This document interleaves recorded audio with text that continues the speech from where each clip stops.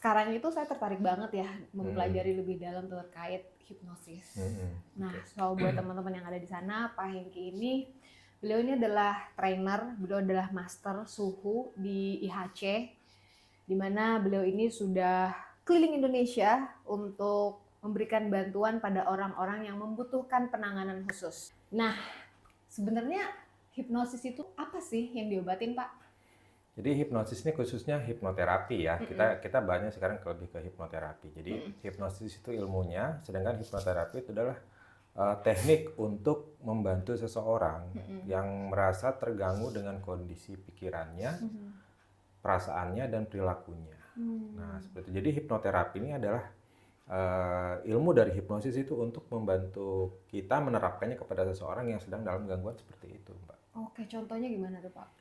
Misalnya nih, yang pertama cemas, ya mungkin anxiety, bisa jadi anxiety disorder, kemudian overthinking, kemudian dia insomnia, kemudian beberapa kecanduan berat, kemudian ada beberapa hal yang mengganggu pikirannya nih, misalnya dia istilahnya mulai kehilangan jati dirinya dia kehilangan passion, dia kehilangan semangat, seperti itu. Karena apapun yang bermuara dari pikiran, itu sebenarnya kalau menurut pendapat pribadi saya dari pengalaman saya, penyelesaiannya justru di pikiran bukan dengan obat-obatan.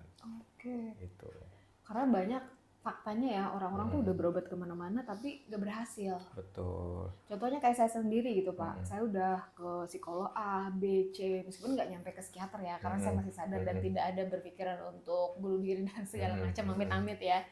Pas saya coba untuk hipnoterapis, ternyata itu berhasil gitu, meskipun itu tidak bisa berhasil tanpa ada dukungan dari kita sendiri. Betul, betul. Jadi secara teorinya begini, Mbak. Untuk pemulihan kondisi jiwa ya atau pikiran yang terganggu, memang kan niat di awal itu harus dari diri kita dulu nih. Justru kalau sudah niat dari awal dari kita sudah kuat, maka sugesti yang masuk melalui proses hipnoterapi itu akan prosesnya akan lebih cepat, Mbak, di pikiran bawah sadar yang 88% itu. Justru orang yang selama ini berpikir bahwa setiap hari yang mereka sadari, mereka capek, lelah, tapi ternyata ada masalah yang lebih besar di pikiran bawah sadar itu yang harus mereka selesaikan. Jadi hipnoterapi itu intinya kita menyelesaikan akarnya, bukan penyebabnya. Contohnya seperti ini nih, wah saya nggak bisa tidur, saya minum obat tidur, kemudian saya tidur. Tapi sebenarnya kita hanya menyelesaikan yang di permukaan saja, seperti fenomena gunung es deh, Mbak. Gunung es kalau dilihat dari permukaan airnya itu sebenarnya lebih kecil kok, tapi sebenarnya yang lebih besar itu ada di bawahnya. Nah, itu yang kita selesaikan. Jadi sehingga jadi penyebabnya itu, akibatnya itu tidak akan muncul lagi di kehidupan kita. Oke, Seperti itu. jadi akarnya langsung dipotong dulu, Pak. Akarnya dan pencarian akar ini yang butuh proses. Bahkan kata orang katanya hipnosis itu instan ya, tapi sebenarnya tidak seperti itu. Sugesti begitu masuk ke pikiran bawah sadar, justru pikiran bawah sadar ini butuh proses untuk menerima sugesti baru itu. Ibaratnya seperti ini deh, Mbak Ica ya. Mbak Ica ini punya rumah. Karena rumah itu sudah lama Mbak Ica tempati, ada beberapa bagian yang sudah mulai harus direnovasi nih. Ya kan? Harus diperbaiki.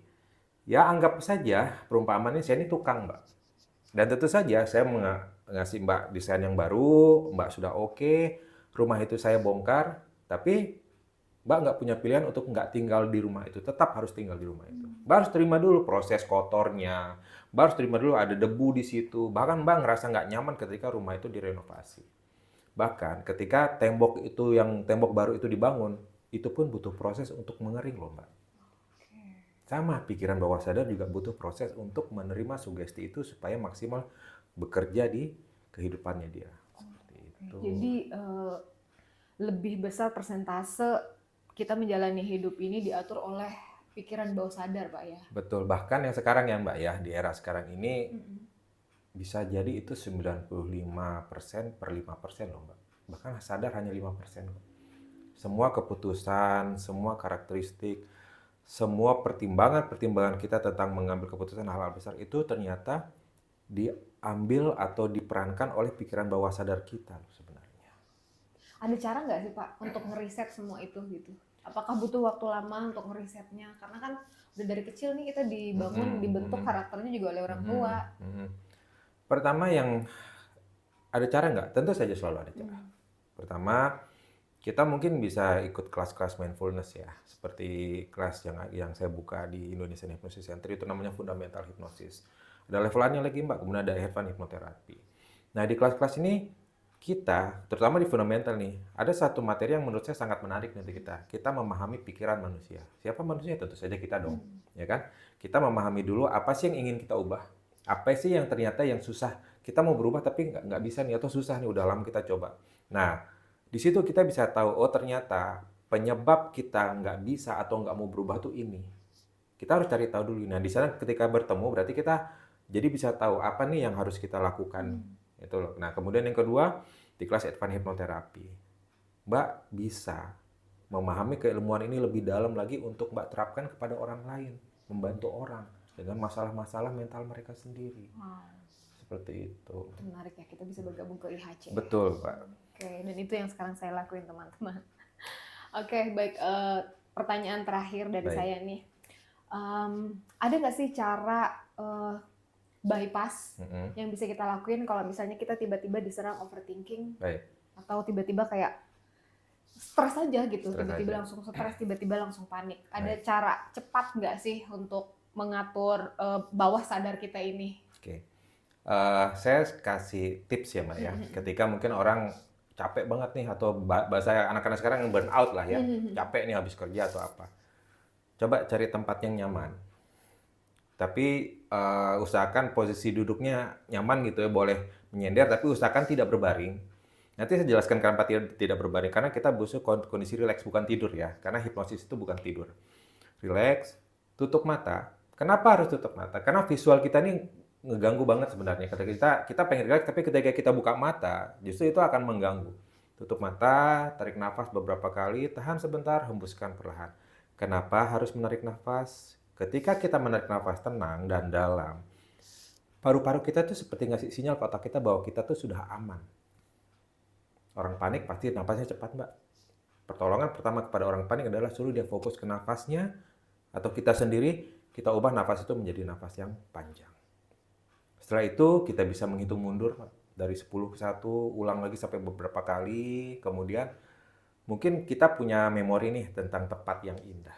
Coba hadirkan lagi kembali tempat itu, kemudian kita berada di sana, kita fokus menikmati suasana di tempat itu, hadirkan lagi di pikiran kita, di memori kita itu, dan kemudian kita baru bisa di sana bilang sama diri kita bahwa kita mulai mensugestikan, itu namanya sudah self-hypnosis. Kita menghipnosis diri kita sendiri.